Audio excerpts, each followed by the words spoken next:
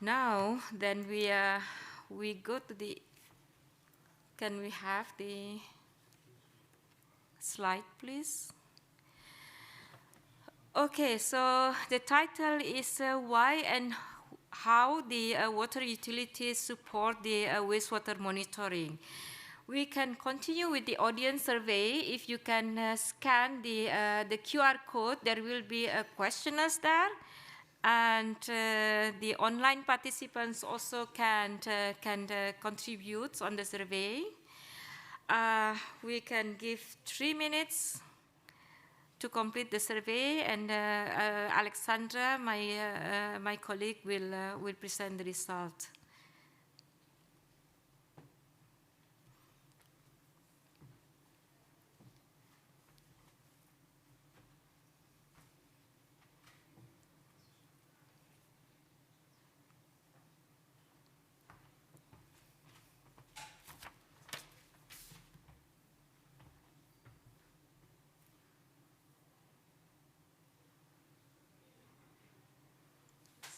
I'm waiting another 1 minute or two until I see people facing me and not their mobile phone.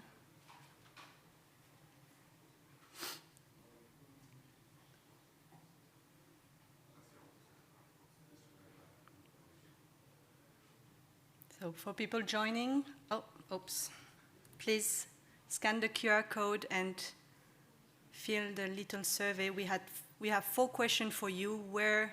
Which country are you representing, and what are your knowledge on SDG 6.3.1? So it's for us to be able to identify who do we have in front of us, and we'll adjust the content accordingly. So I believe now you had time to fill the survey. I'm going to look at the results.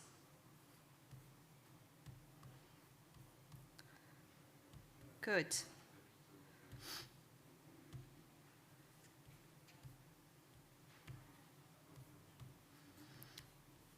So let's have a look at the response. So, which country do we have represented today? Germany, mainly. We have also people from Jordan, the USA, Switzerland, Nepal, Netherlands, Palestine, Kenya. So very diverse crowd. Thank you very much. Welcome all. Let's see now which organization you are representing. Development agency, first, mainly together with, I would like to look at Academic Research Institute. We also have a small portion of water utilities being represented. No NGO, that's very surprising. Some representative of local and national government. We are very happy about that.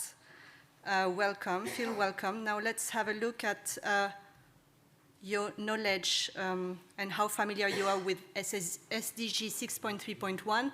Okay, so a large majority is familiar with the indicator SDG 6.3.1, so that's good news. For the one who are not, don't worry, we'll have a brief presentation of what this indicator is about. And finally, last but not least, let's see who is involved with this indicator and who is involved in monitoring wastewater data. So, okay, 67%, we have a majority of people who are involved in the topic. So, yes, welcome to the session. Now I leave it to Dewey to continue the session. Okay, thank you, Alexandra, and we may continue again to the agenda. So the audience survey we have done, I think just a little regional representative that we don't have here. I don't know if maybe later we can have someone from the Latin America. I didn't see the country. The countries represents from that region, and now we move to the next agenda, which is the opening remarks will be done by Graham Alabaster. So he is a public health engineer by profession, and he is the UN Habitat Head of Office in Geneva. Over 35 years experience, so I don't have to specify all your experiences, but you have conducted work in over 50 countries and responsible for the development of the UN system-wide monitoring mechanisms for SDG 6 on water, and also the custodian of indicator 6.3.1 on wastewater. Welcome, Graham.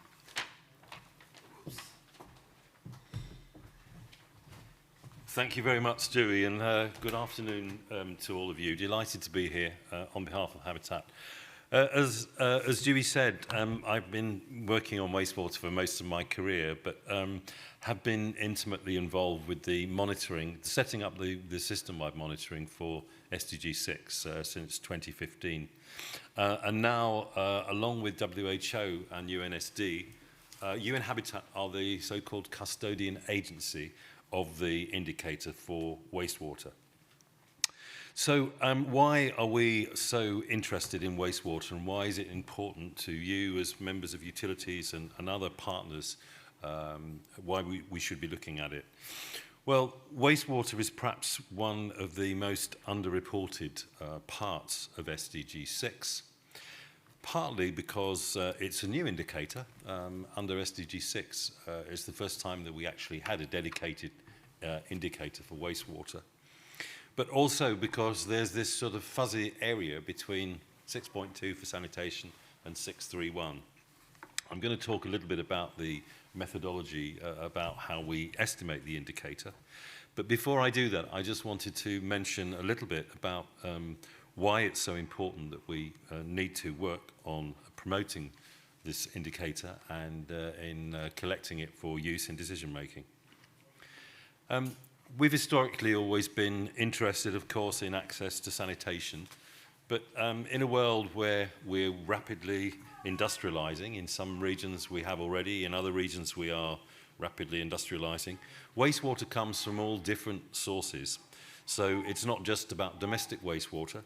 Many of you will be familiar with the not commercial wastewater and all the other constituents of municipal wastewater, which mainly wastewater utilities have the responsibility to treat. But in addition to pollution from industrial wastes, there are also a whole range now of priority pollutants which are finding their way into wastewater, things like drug residues and other things, which are something in the future which we're going to have to start to look at in more detail. And of course there's the issue of plastic pollution, because much of the way that plastic pollution finds its way into the oceans is through wastewater, inappropriately treated wastewater. So we really do need to look at this indicator in its entirety, to consider not just domestic wastewater, but also wastewater from all sources, and that's what we've been trying to do. The other reason why wastewater has become more pertinent is, of course, recently with our extreme climate situation, many of the systems designed to collect wastewater are also responsible for stormwater and runoff. So we found that a lot of the infrastructure, much of it aging, is now having to deal with increasing volumes of wastewater. And because of the system design, we're being challenged that much of this infrastructure is inappropriate, whether that's large-scale wastewater treatment plants, but also small decentralized wastewater treatment plants. Now, of course, also with the energy crisis, we're finding that nature-based solutions are becoming more interesting because, of course, their operational costs are much lower. But perhaps the biggest sort of element in the room is that wastewater and sanitation, we really need to look at these two together. So whether we're dealing with wastewater treatment or whether we're dealing with the residues from on-site systems, we need to consider them together, particularly for our monitoring. And many of you who are responsible for wastewater monitoring, of course, also have the issue of disposing of fecal sludges at many of your existing treatment plants, which in some cases are quite difficult to do.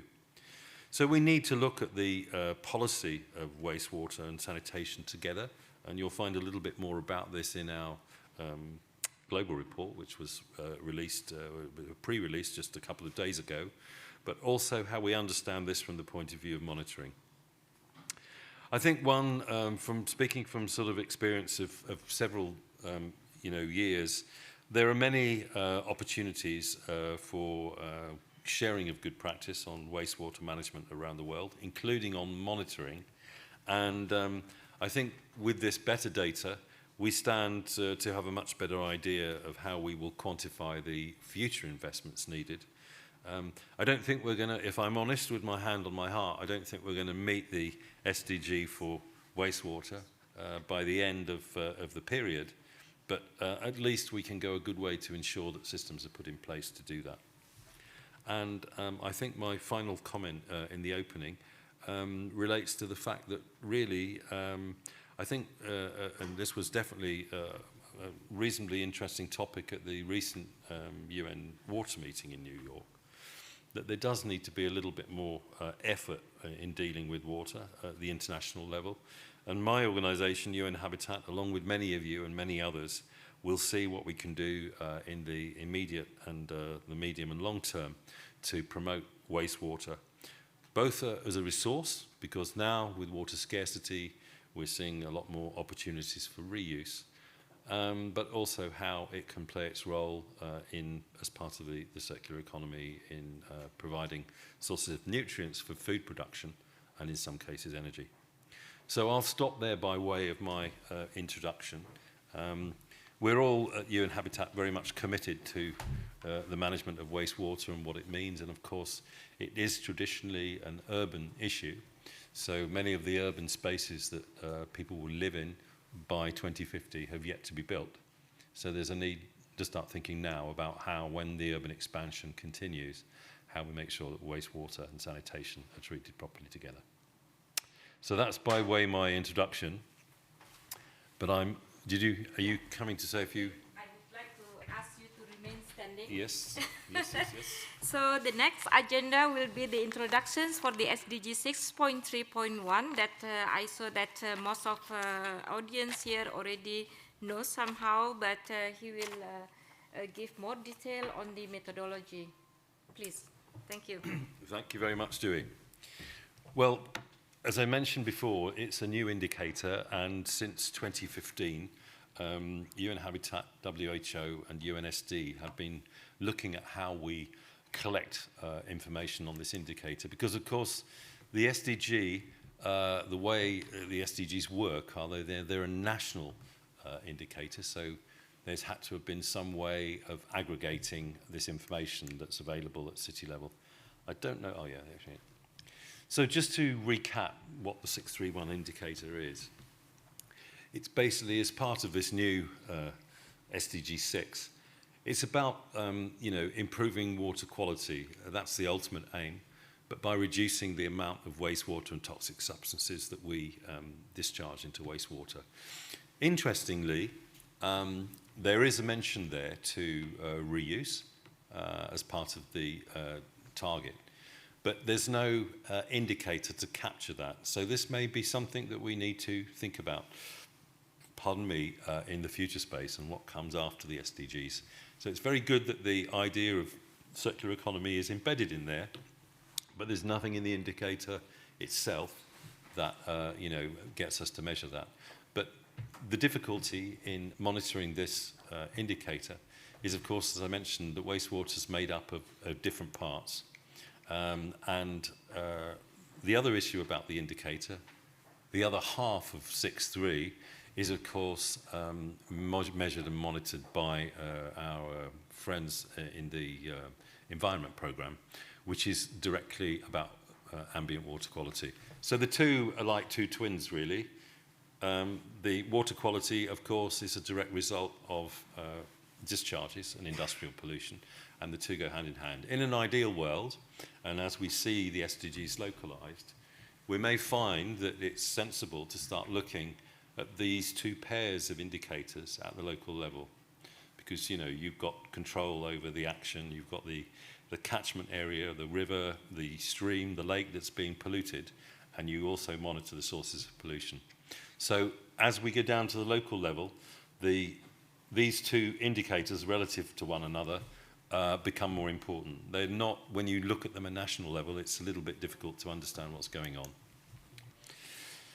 So, of course, the challenge of measuring this particular indicator is that, you know, there was never any money to measure this, to give to governments to measure this.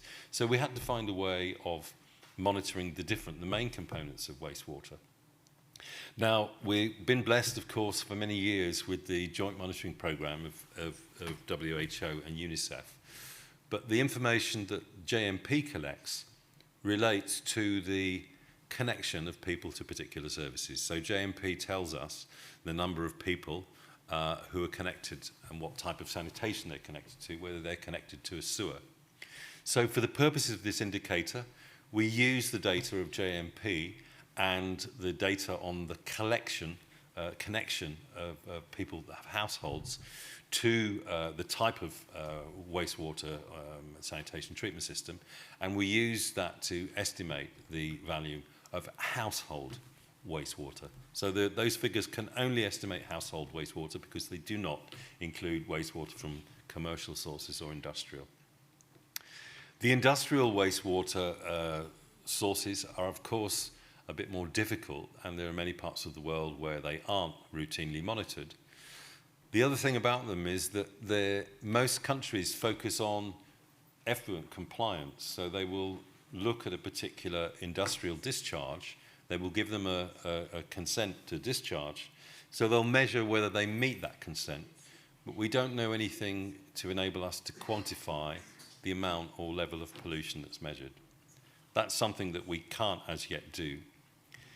The main source of data for total wastewater monitoring that we use at the moment is through a survey questionnaire, which is administered by UNSD and UNEP. They send a questionnaire yearly out to the ministries of water and other relevant ministries in countries. And the ministry, together with the National Bureau of Statistics, are asked to fill out that questionnaire. And we use that information to make our estimates of what's going on. So bear in mind that's a nationally aggregated figure. It's done by the National Bureau of Statistics in many cases, in partnership with the line ministry, which in most cases is the Ministry of Water or Ministry of Environment. But just to give you an idea of, again, how complex the indicator is and how the efforts we're making is only really an estimate, you can see here, it gives you a better idea of the different types of sources of wastewater and the flow diagram, if you like, of where this wastewater goes. And another point, of course, which I mentioned to in opening, is the fact that there are, of course, many other sources of water that find their way into network systems and to a lesser extent in on-site systems, through rainwater and runoff and agriculture, which also, of course, contribute to pollution and are still treated in some urban wastewater treatment systems. So, we just did the global estimate, if you like, for wastewater, the indicator, back in 2015. And amazingly enough, we only have data from, this is for total wastewater, for around 42 countries.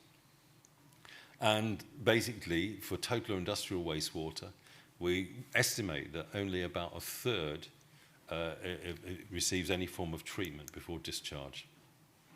So really, we've still got a long way to go. If you put that in population terms, we have information for 20%, the equivalent of 20% of the world's population for total wastewater. And for industrial wastewater, we have the equivalent of 4% of the world's population. So this is one of the reasons why, in order to get more precision in these estimates, we need the support from the water and sanitation and wastewater utilities to help us collect this data at the local level and to contribute to the aggregation. Now, we know that many of you collect this data routinely through your operational processes, your monitoring of wastewater treatment plants. So we are very keen to work more closely with you, perhaps through water operators partnerships, to try and build in some precision to this wastewater monitoring to get a much better idea of what we're dealing with. Because it's only if we do this that we can quantify the levels of investment that are needed in order for us to achieve improved treatment for wastewater and what we can do.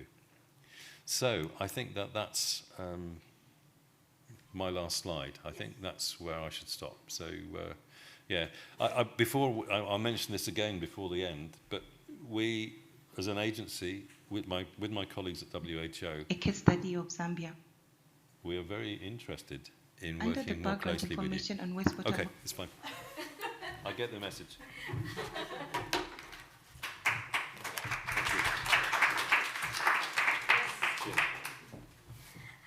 Thank you so much, Graham. I think that I will open the floor for questions maybe after the 4 cases from the 4 countries. So we may start from the Zambia. It will be a recorded Good morning messages. and good afternoon. Yes. My name is Amutale Mwaba. I work for GIZ, the Reform of the Water Sector Program, Phase 2 in Zambia. I'll be giving the overview presentation on the national approach to wastewater monitoring, a case study of Zambia. Under the background information on wastewater monitoring, Zambia as a country is committed to Agenda 2030 and achieving the SDG goals. Institutional and legal frameworks for wastewater monitoring and management are in place. We have the Water Supply and Sanitation Act, the Water Supply and Sanitation Policy, as well as the Environmental Management Act of 2011. We have the regulator responsible for environmental protection, wastewater management, and pollution control.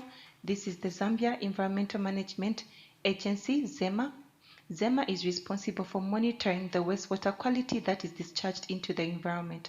We also have the National Water Supply and Sanitation Council, NWASCO, who is the regulator responsible for regulating water supply and sanitation service provision and ensures commercial utilities adhere to ZEMA standards for effluent discharge into the environment.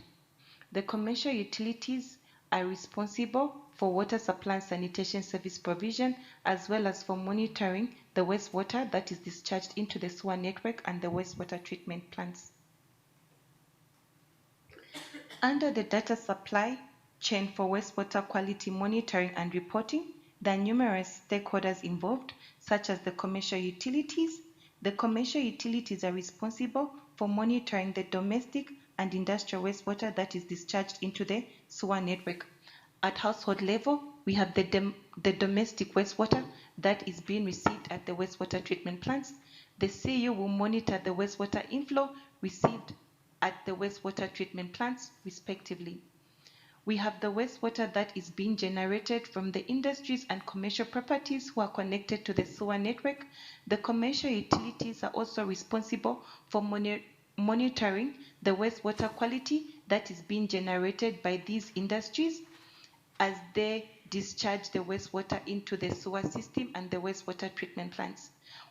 We also have industries that are not directly connected to the sewer network, but are using vacuum tankers to transport the wastewater that they discharged into the wastewater treatment plants. The commercial utilities also monitors this trade effluent that is received at the wastewater treatment plants. The industries by law are required to carry out self-monitoring and reporting of the wastewater quality that they are discharging into the sewer network, and they are supposed to be submitting these reports to the utility, but this is not done. As a result, the only information that the utilities have on the wastewater that is being received at the wastewater treatment plant is the information that they themselves have collected on. The commercial utilities will collect this information and compile it. Once it's done, they report to NWASCO, the National Water Supply and Sanitation Council. The reporting is done through the NWASCO information system. This is a system that is functional and is web-based and is working. So all the 11 commercial utilities are reporting information to NWASCO using this information system. However, the main focus for the commercial utilities is mostly on information to do with water supply, the water quality as well. Little information is collected on wastewater quality.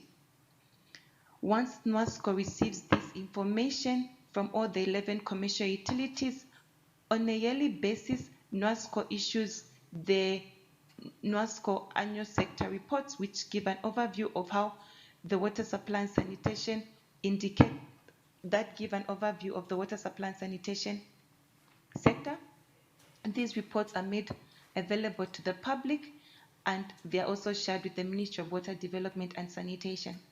The commercial utilities also have the responsibility of sharing information to the Zambia Environmental Management Agency, because this is the agency that has given the utilities discharge permit systems to allow them to discharge into the environment.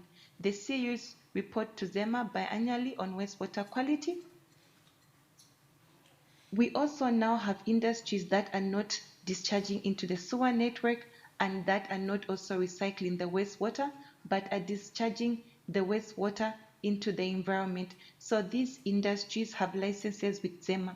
ZEMA has issued them licenses or discharge permits to allow them to discharge their wastewater into the environment. These industries are required to self-monitor and report on the wastewater quality that they're discharging into the environment. So that's both quality and quantity to ZEMA.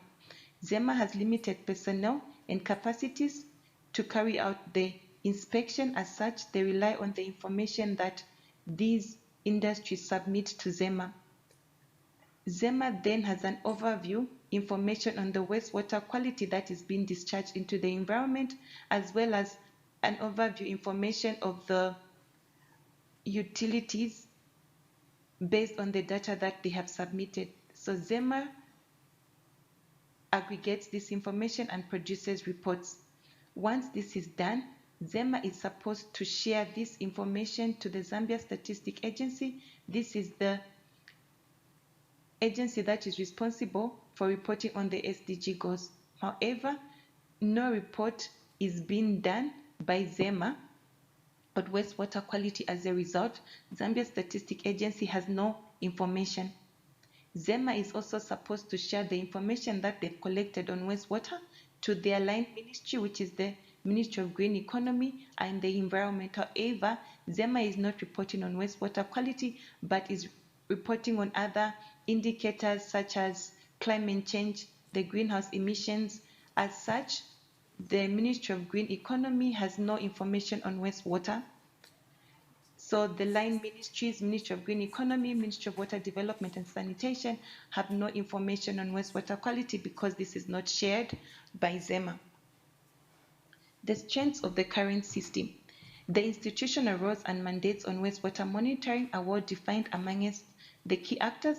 So the key actors know what they are supposed to do with regards to wastewater monitoring and reporting. The other strength is that we have set standards for wastewater discharge into the environment. And the other strength is that recently, the revised regulations for trade effluent discharge into the sewer network were just reviewed and updated by NWASCO and the commercial utilities. So once these regulations are approved, the industries that now discharge trade effluent into the sewer network, they'll be expected to follow these regulations and adhere to the standards. The weaknesses of the current system. The weaknesses of the current system are as outlined: limited technology and equipment for monitoring wastewater. So the Zambia Environmental Management Agency has no equipment, or rather adequate equipment, to help them monitor the wastewater that is being discharged into the environment, just like the utilities also have limited technologies and equipment to monitor the wastewater that is being discharged into the wastewater treatment plants. So here we are proposing that there's need for advanced technologies to be procured so that they can facilitate and ease the monitoring of wastewater equipment, such as the automatic samplers. There's limited personnel and capacity to collect data on wastewater. ZEMA has no database and digitalized system for reporting on wastewater. This makes the data collected on wastewater very difficult to compile. Indicators on wastewater quality are not clearly defined by the Zambia Central Statistic Agency, hence reporting at a higher level is difficult. There's lack of coordination amongst the key stakeholders as well. This marks the end of my presentation. Thank you for your attention. So yeah, thank you very much. The presentations from Zambia. I think we continue for the case study in Ghana. So Jerry, are you online?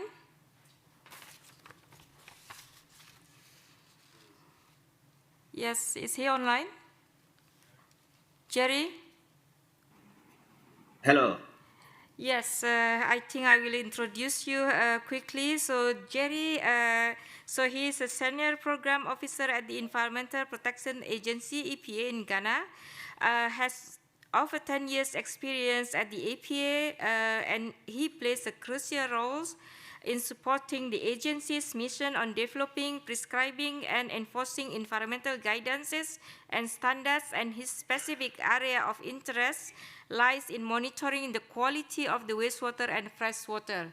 I think you may start, Jerry. Okay, thank you very much for giving me this opportunity to share what we do here in Ghana with regards to wastewater monitoring. I will start by looking at the legal framework that is put in place to help us uh, regulate wastewater effectively in the country. First of all, we have the almighty EPA Act 1994, Act 490. This act coordinates the activities of relevant bodies for the purposes of what? Controlling,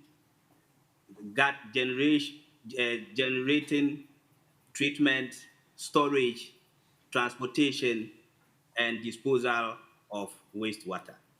So this act has given us the mandate to be able to regulate all industries, municipal establishments that discharge wastewater. Apart from this act, we also have the Environmental Assessment Regulation 1999. This one, industrial compliance and enforcement of EPA Act and permit conditions. So, for instance, what we do is that when you are permitted, you are given conditions in which you would have to abide by to ensure that your wastewater is treated and treated effectively to comply with EPA guidelines and standards before it is discharged into the environment. So quite recently, we also have the GS 1212 2019, which is a standard. So we have standards. We have standards for effluent treatment and discharging. So these standards help us. They are sector specific, and they help us with all the limits for a particular sector to be able to what? When you monitor your wastewater, to see whether or not you comply with the EPA limits. Next slide, please. So with a background, when it comes to, in 2015, Ghana committed to the 2030 agenda and 17 SDGs to report on what SDG 6.3.1, that is the proportion of total industrial and domestic wastewater flow to be safely treated. So why this? In 2022, we collaborated with UN Habitat to, to do estimates of quantities and quality of wastewater for industrial and municipal settings in Ghana. And when we're doing our initial survey, we realized that there was lack of established data on estimates of quality and quantity of wastewater discharged in Ghana, the environment by indicators and domestic activities in Ghana, the urgent need to assess how much wastewater is generated and treated to inform policy. So this was the initial findings that we got. When it comes to data supply chain, when like the act, the EPA Act stated, we do unannounced verification visits to all industries because EPA permits them at the initial stages of their establishment. So when we permit them, we have conditions in their permits that suggest that they should be able to monitor and report to us either quarterly, by yearly, or whatever that we think the company needs to do. So if it is quarterly, when you bring your returns, EPA, after looking at your returns, goes to the field to find out whether or not these returns that you brought to us, these figures that you brought to us, are actually what is at the field. So when we verify this, that is what we call verification visits. We also have our own routine unannounced visits to all industries to monitor their wastewater discharges to ensure that they are conforming with environmental laws, the EPA, the GS 1212 2019 standards. After we generate this data, this data is stored in a database. It's not a robust database. We have a certain system we put the data in. Then reports and analysis of this data is made, meaning it's made out of this data. And then we share the data with our relevant sister organizations, the Line Ministry, and then and then we can also use this data to review some of our guidelines and standards and make sure that we are up to date with our limits. After that, we also share this data with international organizations when it in line with, for instance, SDG 6.3.1. We share this data with our international organizations for purposes of reporting on that indicator. So when yeah, so this is an example of data that we gathered last year. This was actually a collaboration, UN Habitat EPA collaboration that worked on this, a small project, small scale project, and the findings were made last year. So as you can see on the table, it was industries, the total wastewater generated by industries, municipal, all these were calculated. We went to the field, we went to all industries in Accra and other parts of Ghana, and we estimated their effluent generation, their water consumption, their wastewater generation, treated and untreated. And by the end of it all, we're able to find out close to about 40% of wastewater treated is treated in Ghana by the EPA data that we generated.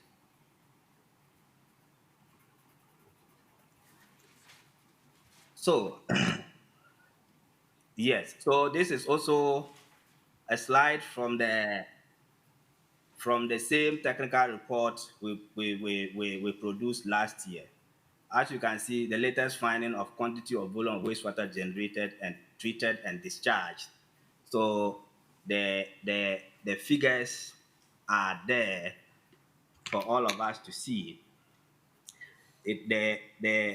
They were really interesting, but by the end of the day, we realized that the the the household and the industrial sector contribute significant amounts of wastewater that are treated into the environment. But we also realize that some of the industries, even though they want to treat their waste, didn't have the capacity, the technology, or whatever to be able to treat the waste as required.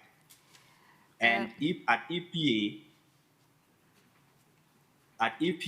when we realize that you are not treating your effluent and you are discharging wastewater raw or untreated into the environment, the sanctions will apply, even though our regulations are not yet a law, and we are looking for resources to see how we can put it together and make it into law to be able to enforce the standard GS 1212.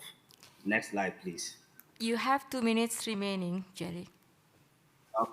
Yeah, so these are some of the findings, the interesting findings that we had in our last year uh, technical report. Next slide, please. Yes, so these are some of the key strengths. Industries are mandated by EPA to install functional wastewater treatment systems for wastewater management, self-reporting of wastewater discharge quality by industrial and integrity checks by EPA, compliance of enforcement wastewater discharges to safeguard the environment and ecosystem. Approach can be used based on the UNSD and UNEP questionnaire on environmental statistics. That was what we used. A questionnaire data gathering approach is for reliable, for ground level inventory. So next slide, please. Yes, so there's some of the challenges, paucity of accredited laboratories. In fact, we don't have accredited laboratories in Ghana. Limited political will, the commitment, just like Dr. Graham Alabaster said, the commitment, it looks like wastewater has been ignored for too long. We don't have the absolute commitment from government to be able to deal with this wastewater monitoring issue. So we don't have the required installations or equipment to be able to do this. Limited measuring equipment and inadequate technical expertise, institutionalization of wastewater statistical data, systematic collection, and long-term reporting in line with HDD 6. So this is something I think we should be looking at in the future.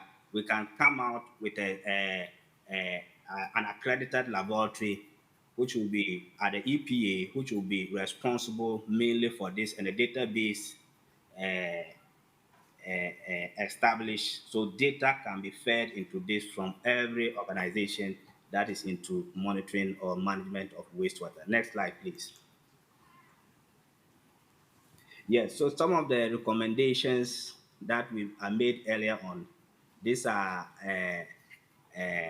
what these are some of the things that I think when it is done, I've already explained most of them. When it is done, we'll be able to deal with some of this in order to what? To improve HZ 6.3.1 reporting. Next slide, please. Yes, so I don't know whether my time is up, but I'll use this Yes, opportunity. it's already past, Jerry. Thank you very much for your presentation. I think this is a presentation based on the field survey, and also the strength and weakness also somehow different with the other countries. So we can go to the next presentation. So this Muy will buenas be tardes con todos. Mi nombre es Ronald Jauregui. sorry, I will stop again. Presentation done by the Peru country, and this will be in Spanish language. Muy buenas tardes con todos. Mi nombre es Ronald Jauregui, economista de la Superintendencia Nacional de Servicios de Saneamiento SUNAS, organismo regulador y fiscalizador de los servicios de saneamiento en el Perú, y por encargo del director de fiscalización, el ingeniero Gustavo Olivas Aranda, se me ha encomendado realizar una breve exposición acerca de la situación actual del monitoreo de las aguas residuales, todo ello relacionado con el Objetivo de Desarrollo Sostenible 6.31. Comencemos. Como información de contexto diremos que en el 2015 el Perú se comprometió con la Agenda 2030 y cumplimiento de los 17 Objetivos de Desarrollo Sostenible. En específico trataremos el Objetivo de Desarrollo Sostenible 631, el cual está desarrollado en la proporción de aguas residuales tratadas de manera segura. Y para poder obtener información para este indicador, se necesitó de las publicaciones que realizó tanto SUNAS como el Ministerio de Vivienda, Construcción y Saneamiento. En el caso de SUNAS tenemos un diagnóstico de plantas de tratamiento de aguas residuales de proveedores de servicios en el Perú, el cual muestra la realidad de la infraestructura de estas PETARs que son administradas por prestadores que abastecen de agua al ámbito urbano en el Perú, así como un reporte de estimación de el indicador de tratamiento de aguas residuales que la SUNAS ha ido elaborando desde el año 2019, ¿no? Y por parte del Ministerio de Vivienda también tenemos una publicación de la evolución del desarrollo del Objetivo de Desarrollo Sostenible 6 desde el año 2014 hasta el 2020. Sobre el suministro de la información para poder obtener el indicador 631A, se recurrió a distintas instituciones del sector, los cuales tuvieron información específica para poder elaborar el indicador, ¿no? Tenemos instituciones como el organismo regulador, la SUNAS, el cual nos proveyó de información que directamente le reportan las empresas prestadoras acerca del tratamiento de aguas residuales, así como información acerca de la generación de estas mismas por medio del Instituto Nacional de Estadística e Informática, el cual es la agencia reguladora en cuanto a estadísticas en el país, ¿no? Asimismo, información también sobre el tratamiento efectivo de estas aguas residuales, el cual fue proveído por el Ministerio de Vivienda, Construcción y Saneamiento, ¿no? Asimismo, también se recurrió con información del OTAS, que es un organismo técnico de los servicios de saneamiento, así como del ANA, que es la Autoridad Nacional del Agua en el país. Sobre información actualizada acerca del tratamiento de las aguas residuales, tenemos en sí información estadística, el cual data hasta incluso del año 2006, ¿no? El cual es información que nos reportan los proveedores de agua potable en el país en el ámbito urbano, ¿no? Y también necesitamos información que nos proveen otras instituciones como antes lo habíamos visto, ¿no? Por ejemplo, para hallar finalmente el indicador de tratamiento efectivo de aguas residuales, el cual en el 2021 fue de 51.58%, obtuvimos información de, por ejemplo, el INEI, el cual nos proveyó de información del total de población, así también como el porcentaje de la población que usa el servicio de alcantarillado para poder evacuar sus descargas, ¿no? Y también con ello el valor de las aguas residuales generadas, ¿no? Que allí podemos ver, ¿no? Toda esta información ya en su oportunidad se envió a la Unidad de Estadística de las Naciones Unidas, los cuales utilizaron esa información para poder obtener esa parte, ¿no? También necesitamos información de otras instituciones. Por ejemplo, la ONU también nos proveyó de información en sus publicaciones, bueno, valores recomendados, los cuales también incluimos, ¿no? Y también información de publicaciones internas dentro de la SUNAS, como es el caso del benchmarking de empresas proveedoras, ¿no? de empresas prestadoras, ¿no? Del 2021, en el cual pudimos obtener qué proporción de las aguas residuales van a una planta de tratamiento de aguas residuales, ¿no? Y también información importante acerca del tratamiento efectivo de las aguas residuales, el cual nos lo provee el Ministerio de Vivienda, Construcción y Saneamiento, y también SEDAPAL, el cual es una empresa prestadora en el Perú, ¿no? En el cual ya de una manera más, digamos, más técnica, se aproxima el valor efectivo del agua residual que efectivamente se trata en las plantas de tratamiento. Bueno, acerca de las debilidades y fortalezas del sistema actual, lo cual nos permite obtener el indicador 631, podemos destacar en el caso de las fortalezas claves, ¿no? Es que existe un flujo claro de información de las instituciones que generan información específica para hallar el indicador 631. Por ejemplo, en el caso del INEI, información importante acerca de la población o los tipos de saneamiento que utiliza la población para poder estimar cuánto es las aguas residuales generadas por ellas, ¿no? O información de la SUNAS, la cual provee información de las aguas residuales generadas y de las aguas residuales tratadas en el país por las empresas prestadoras de servicios que operan en el ámbito urbano, o incluso la información del Ministerio de Vivienda, la cual nos provee información acerca de los resultados de los monitoreos sobre el cumplimiento de estándares de calidad en las descargas de aguas residuales, lo cual es muy importante para poder hallar el tratamiento efectivo de las mismas, ¿no? Otra fortaleza que se tiene también es acerca de los informes que la SUNAS ha generado para aproximar el indicador 631, que ya data desde el año 2016. Otra fortaleza también que se tiene es acerca de la información la cual posee la SUNAS sobre las aguas residuales generadas en el país, la cual abarca casi el 70%, puesto que estamos analizando el tema urbano, el cual abarca más incluso del 80% en la generación de aguas residuales del país, ¿no? Pero también, por cierto, la SUNAS también ya ha realizado informes acerca de la estimación no solamente urbana, sino también rural y nacional del país. Bueno, acerca de las dificultades que se tienen en la actualidad para poder incrementar el tratamiento de aguas residuales efectivo, ¿no? Es en parte la carencia de personal y del entendimiento mismo de lo que es el objetivo de desarrollo sostenible.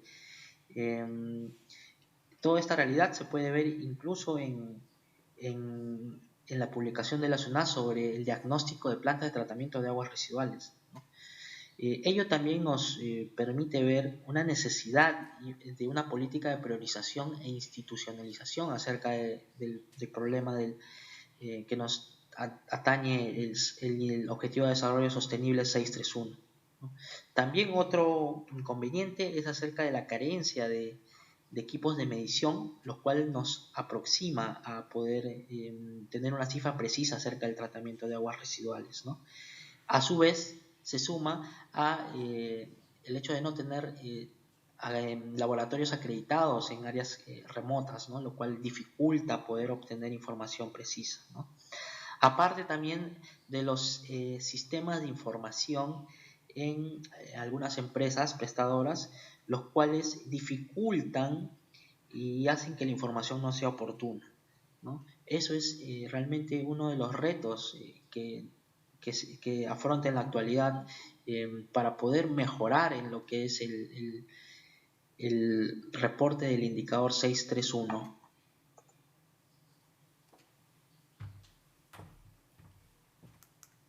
Algunas recomendaciones finales de cómo mejorar en el indicador 631.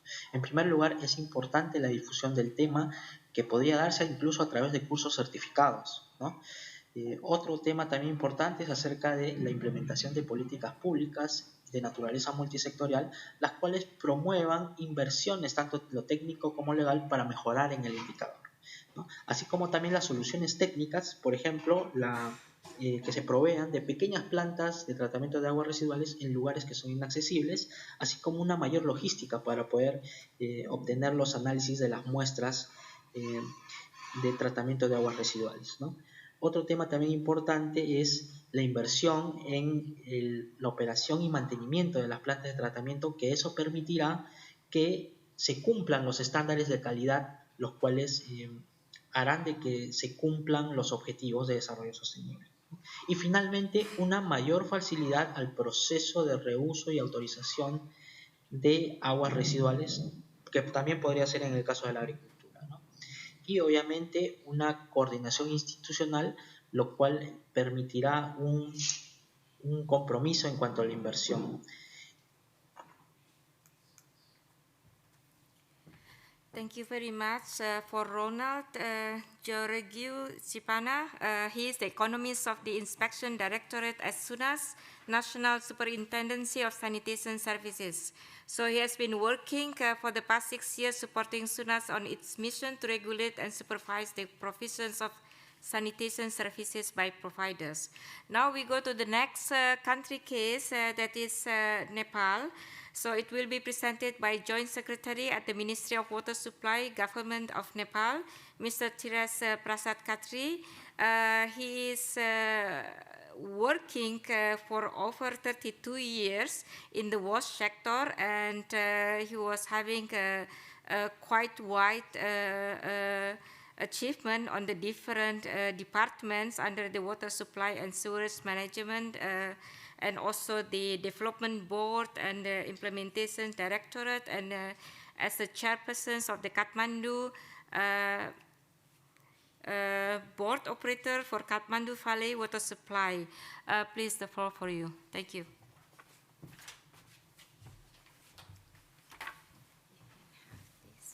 Okay, yes. fine.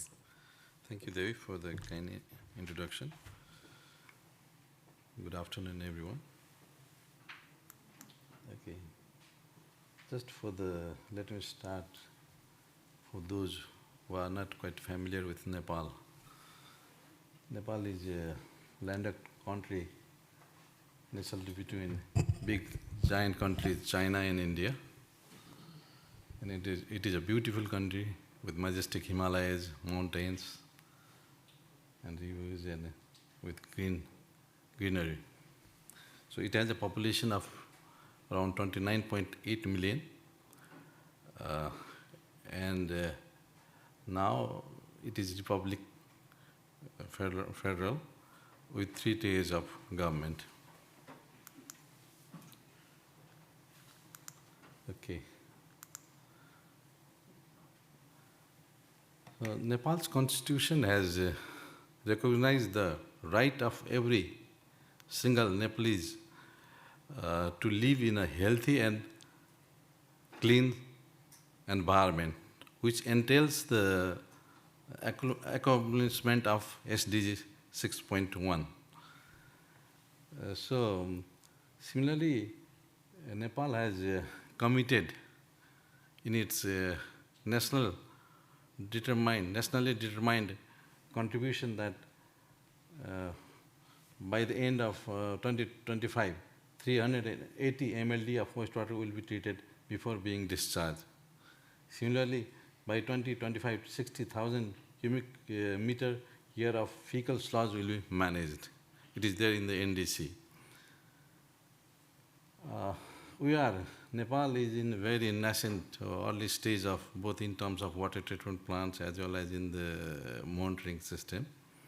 Just less than 3% of wastewater is being treated with compliance to national standard. And the rest, the on-site fecal sludge treatment plant, fecal sludge of around 89% goes to the water bodies or lowlands without any sort of treatment.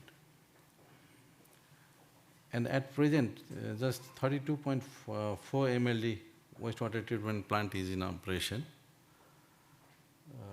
That caters only around 10% of the Kathmandu Valley wastewater generation.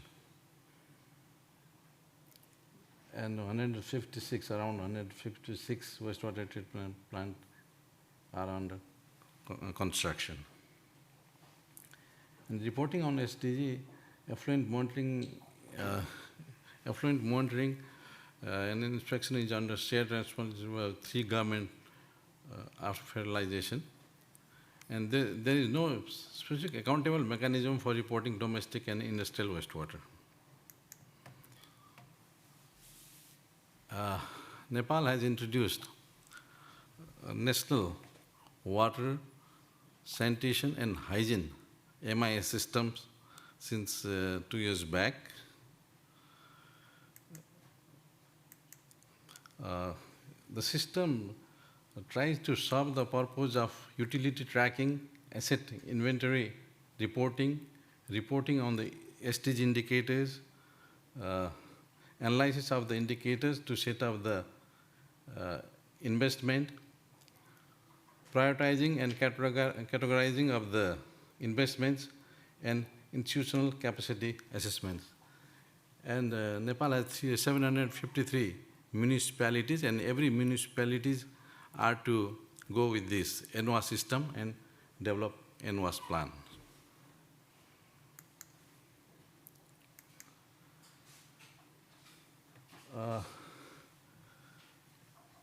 Government Nepal has recently enacted a dedicated Water Supply and Sanitation Act 2022. And on that basis, just 2 weeks back, the government approved the domestic water effluent standard. Based on these standards, it will be helpful to monitor the compliance of the effluents. And similarly, for the industrial wastewater effluent, we have the act as well as the regulation. As I said earlier, effluent monitoring and inspection is under the shared responsibilities between 3 tiers of governments. Going to the strength part, Ministry of Water Supply is in the process of drafting the water supply and sanitation regulation to affect the recently enacted act. And the service providers are to get, the license to do their operation. So basically, we have proposed 2 KPIs. The first one is related to sanitation services to consumers, whose elements are service coverage, service level, accessibility, and reliability. And the other category is to the KPI related to operation and management efficiency of utilities, whose elements are technical operation, financial management, commercial operation, consumer satisfaction, and organizational management. The weaknesses on our part, what we observe are low political awareness and investment priority. And the second one is the technology match and capacity issues. What I mean to say is that if you go for the conventional nature-based treatment plants, sufficient land is not there near the city. Even if you find land, then the we'll be losing the productive land. And if you want to go for the advanced or sophisticated technology, not only the capital cost, but as well as the skill gap is there. So other issues are institutionalized utility culture, not licensed, not regulated yet, no performance-based incentives and penalties for operators, no benchmarking, which we are trying to address in the forthcoming regulation. And the other weakness is the project versus systematic approach. Still, we are more focused on project-based or construction of new wastewater treatment plants or infrastructure rather than addressing the entire sanitation value chain, right from the collection to reuse or disposal. And our recommendations to improve the SDG 6.31 are developing standard protocols and procedures. First, to establish strategically located network of monitoring stations, laboratories, and staff capacities. And the second is to KPI tracking and measure compliance of key parameters against standards. And the third one is the employ and build capacity for advanced monitoring technology. After this, these are prepared or developed, we ensure that regulatory compliance and enforcement is carried out. For this, strengthen the regulatory frameworks and enforce compliance, establish progressive service improvements through incentives and penalties for non-compliance, and we review what we have done earlier, and we go on improving the monitoring and reporting mechanism. One is by strengthening NWAS MIS, which I explained you earlier, and the other is the enhanced stakeholder collaboration, including with industries and research institutions. And the third is identify areas for improvement, adapt to emerging technologies, and learn from best practices. I think that is the end of my presentation. Thank you.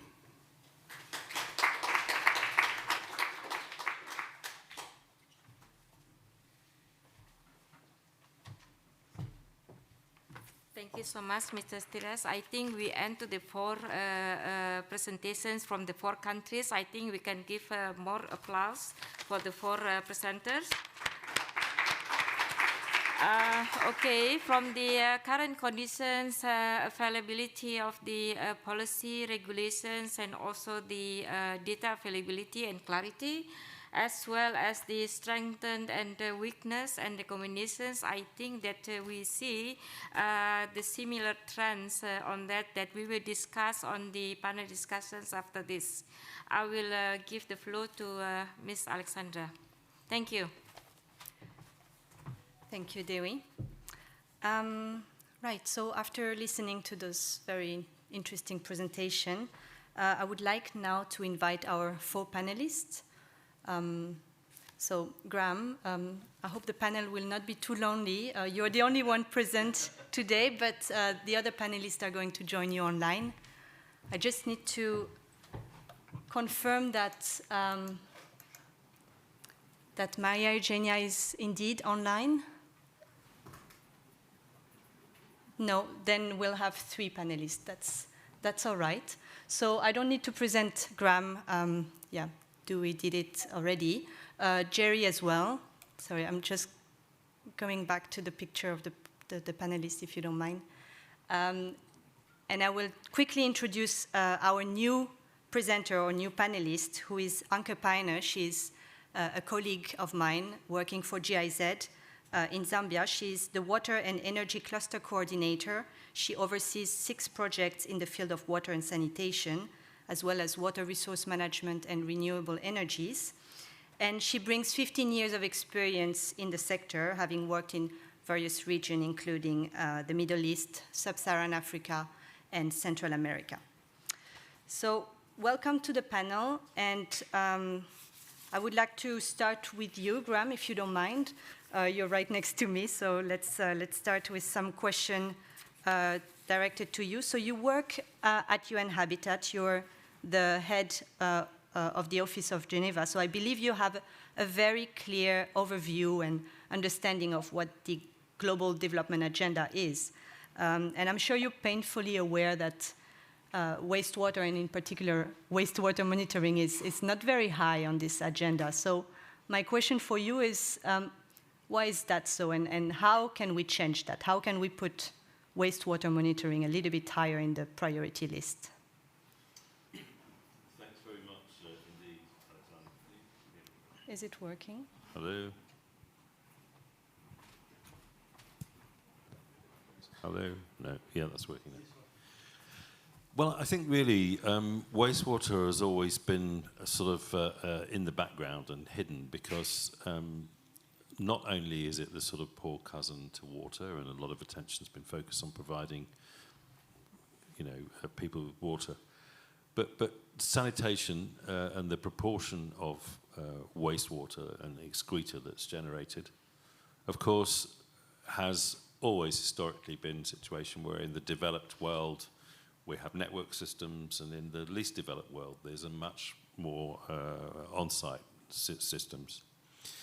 But I think the reason why it's been neglected is because, in many countries where the populations have been less dense, there's this ability of the natural environment to assimilate waste. But when you get dense urban settlements, not just big cities, but medium-sized cities, small cities, large villages, small towns, you have this concentration of population that produces wastewater. As that expands and grows and industry comes, so does wastewater is produced. So it's only when it starts to impact on water resources and people's health that people start to notice that. And I mean, we're all taught as public health engineers, the idea is to remove humans from contact with excreta to protect health. So historically, for a very long time, wastewater excreta was collected and discharged somewhere into a river, stream, or watercourse. But of course, when it starts to impact on water resources and affect people, that's when it becomes difficult. And in many cases, you found, and I can think one, let's give the case of Ghana. The city of Accra gets its water from the Dentsu River, or some of its water from the Dentsu River. But it was only when the levels of pollution in the Dentsu River got so high that it impacted on the cost of treatment for the drinking water that people started to act, because there weren't alternative sources around. So I think, you know, in situations where water resources aren't affected, people forget about wastewater, out of sight, out of mind.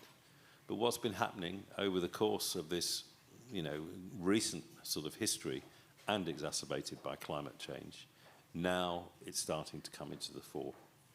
So I think that, you know, the reason for this lack of interest and lack of political drive is it's not impacted people directly, and they've only just now realised what's happening. The other, of course, thing now is with climate change and water scarcity that we're starting to look at wastewater and its opportunities for reuse to augment fresh water, that people are taking wastewater treatment seriously. There are other things that, of course, are pushing the policy agenda a little bit. And one good example is perhaps one of these pollutants that we're seeing now by way of antibiotic and drug residues in water. That's also something which has attracted attention of the media, because it's impacting again on people's health and lives.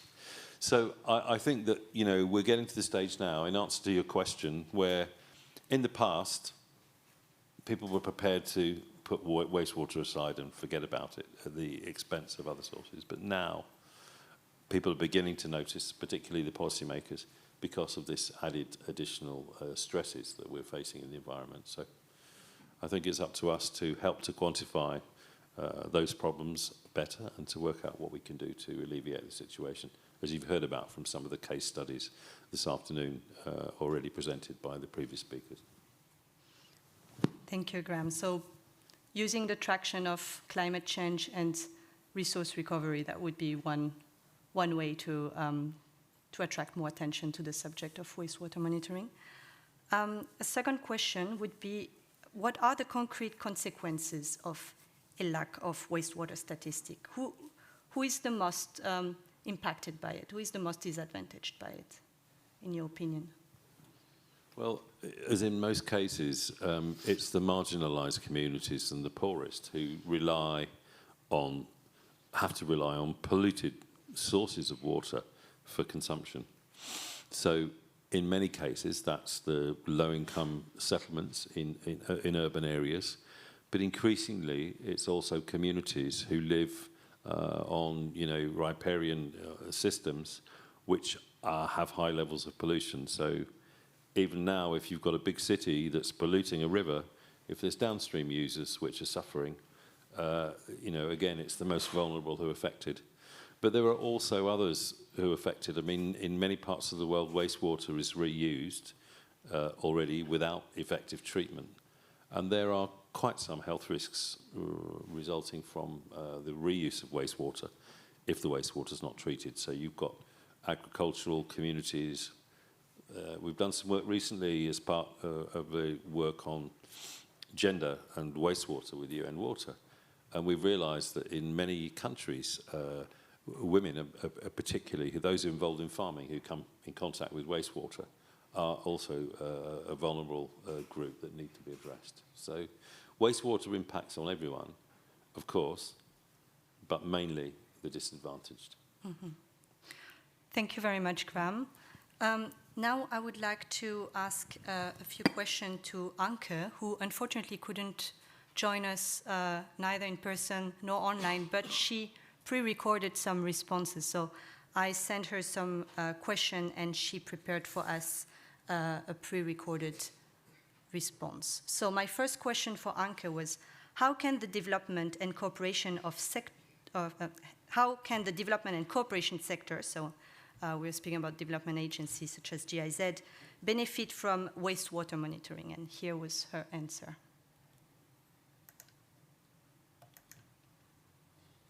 Yes, hello and greetings from Zambia. My name is Anke Peine-Ellis. I'm the cluster coordinator of the Water and Energy Cluster.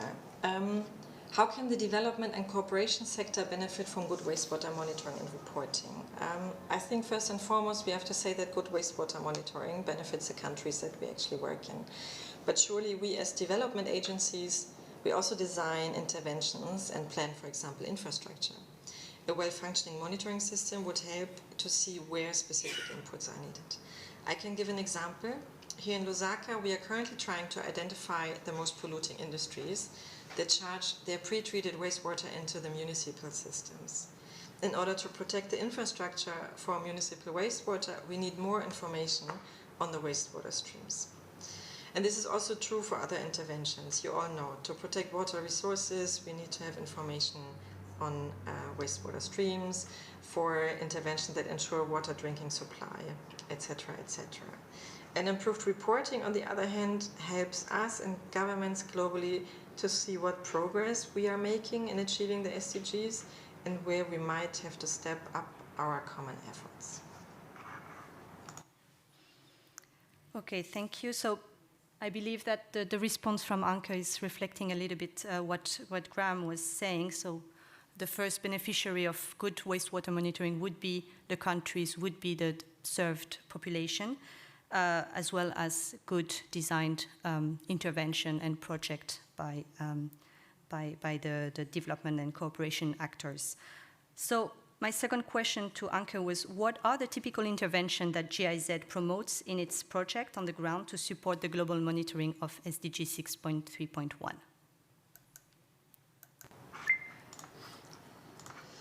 Yes, what are typical interventions that GIZ promotes in its projects on the ground to support the global monitoring of SDG 631?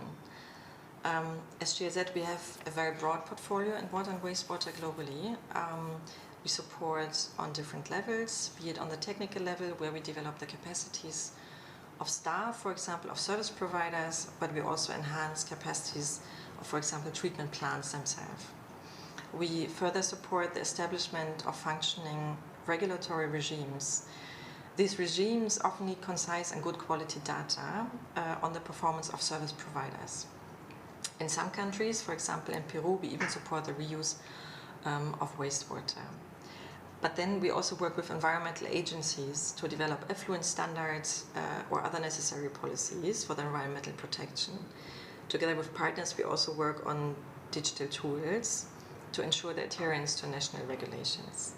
So in general, I can say that there's a lot of good data available in different countries. Therefore, I really support the idea of UN Habitat to allow for a more concise and refined reporting in order to really monitor the actual developments on the ground.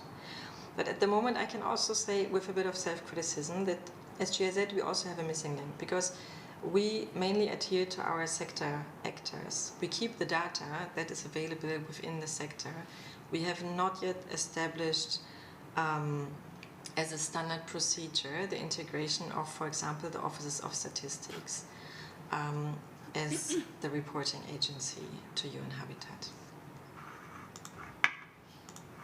Yeah, thank you, Anke. I think it's great to finish with a critical view on our own intervention, and yeah, it's very good to have identified this missing link to be able to work on it. And now we'll stay in the sub-Saharan African region, and I will ask my question to Jerry. I hope, Jerry, you're still here with us. Yes, I'm here. Perfect. So, Jerry, Yes. my question for you is, why a national agency such as EPA, so EPA's Environmental Protection Agency in Ghana, why are they interested in wastewater monitoring? What do they do with those data? Yes, thank you very much for the question. Like I stated earlier, EPA is a national regulator with regards to protecting the environment. So what we do is to ensure that the operations of industry or mining companies do not adversely affect the environment, because we all know the consequences of allowing their waste or whatever they release get into the environment. It will have an impact on public health. So how do we know that the policies and programs that EPA is implementing, that we are actually achieving results? By doing so, to ensure that we guarantee public health, we'll have to do some sort of monitoring with regards to wastewater, fresh water, air quality, noise monitoring, and all that, to be able to what? To achieve the EPA mission. So with regards to wastewater monitoring, we have been doing that for over 20 years, and we have data from the very first time we started doing wastewater monitoring for industries and mining companies up to date. So this data is used to review our standards, guidelines with regards to wastewater monitoring. And then we also use this data to inform policy, inform government, or inform whichever organization that is interested using this data for the betterment of the environment in Ghana and as the world as a whole. So it is critical that we have data for all industries with regards to wastewater. It is critical for the EPA in Ghana, and we have been doing this for a very long time. Thank you very much, Thank Jerry. you. Thank you. So you mentioned the industries, but you also mentioned water utilities or water companies in your presentation. So in your view, what is the main challenge that are faced by those water companies in Ghana, and most importantly, how to overcome them? Yes, I was, anytime I'm out there to monitor the wastewater of water utilities, the main thing that I observe from them is they have problems with sludge management, managing their sludge. So as EPA, we have always come out with ways to support those who have informed us, who want to know how to manage their sludge. Most of these companies, what they do is that they take this sludge, and in the night they look right, look left. When there's nobody around, then they dispose it into the environment again, into waterways and all that. So some of the challenges that I was able to put together as well are inadequate funding for wastewater management. There are various organizations find it difficult releasing money for equipment, capacity building, hiring the appropriate personnel to man these wastewater treatment plants is a huge challenge. And lack of incentives for these operators, poor database system for the operators. Okay, if I've done my monitoring, where do I send the data? So now we have been able to resolve that by the EPA being the focal point of SDG 6.3.1. So we'll go around finding ways of gathering all data so that we'll be able to report to UN Habitat in that regard. Lack of effective enforcement of laws. Hello, are you there? Yes, we're listening. Hello, hello, are you there? Okay, I Lack think. of effective enforcement and compliance is also, and lack of common platform. Okay, I think we are losing Jerry. I could feel it coming.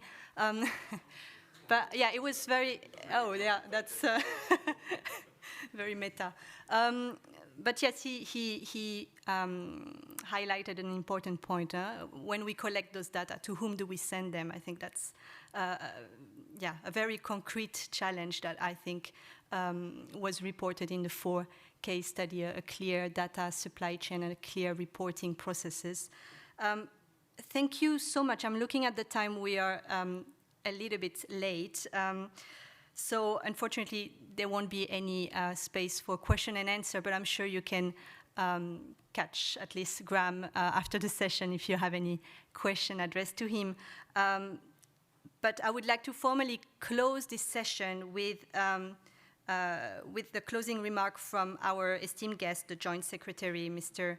Tiresh Khatri. So, Mr. Tiresh, if you would like to say a few words to close the session. Thank you.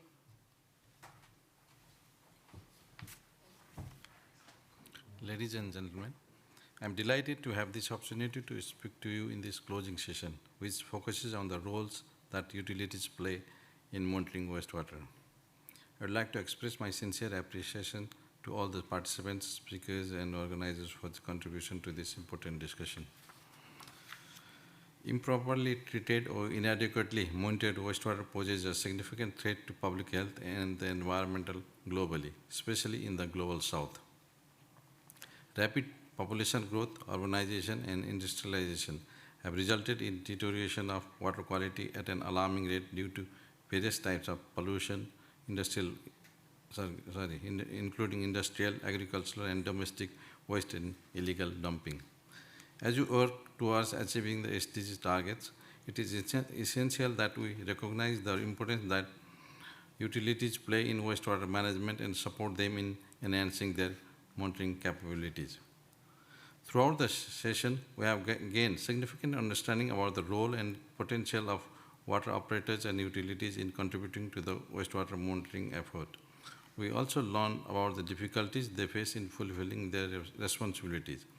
To address these challenges, various approaches and recommendations have been presented, including capacity building measures and the establishment of a complementary monitoring system to handle the vast amount of data collected by the operators on the ground. The system would further encourage wastewater monitoring and reporting by the utilities. Standouts in the wastewater management monitoring. To begin with let me first try to capture the key standouts in the participating country, Zambia. Although wastewater data exists in Zambia, the lack of a unified monitoring and reporting system among the utilities, the national regulator, the environmental authority, and the statistical office hinders data aggregation at the national level. Moreover, we have seen that digitalization is essential to improving data reporting.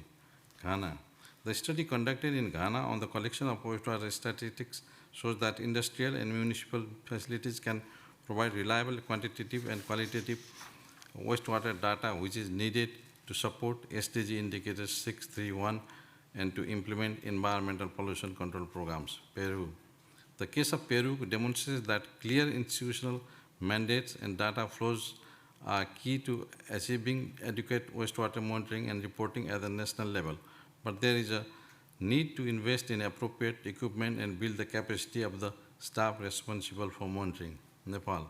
While wastewater treatment and monitoring is in nascent stage in Nepal, recent promulgation of legal and regulatory instruments requiring license to operate wastewater services coupled with application of domestic wastewater effluent standards are significant promising developments. Nepal's integrated MIS can be expanded to include monitoring of wastewater and provide an example for other utilities and countries to show how it can be progressively achieved.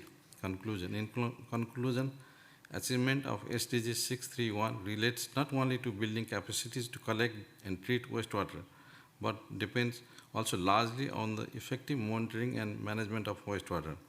Water utilities have a crucial role to play in this regard by ensuring that required standards are appropriately met before being released into the natural environment. However, this responsibility comes with several challenges, including that of limited resources, complex regulation, lack of standardized testing facilities, and inadequate data management systems. By collaborating and learning from successful utilities, leveraging technology, operationalizing regulation for progressive service improvement, enhancing institutional operation and monitoring capacity, and implementing effective data management system, utilities in the developing world can overcome these challenges and ensure that they have the capacity and means to effectively monitor wastewaters, contributing to cleaner water bodies, which will help to protect the natural environment and public health in general. All these will require steadfast political will, dedicated national programs, and sustainable financing to build the monitoring capacities. I trust that this session has provided everyone with valuable knowledge and information that can maintain our collaboration in working towards achieving the SDG 631 targets and building a sustainable future for all. Thank you for having me at this August gathering of professionals. Finally, I wish to thank you once again for your participation, your engagement and deliberations on this critical topic here today. Thank you.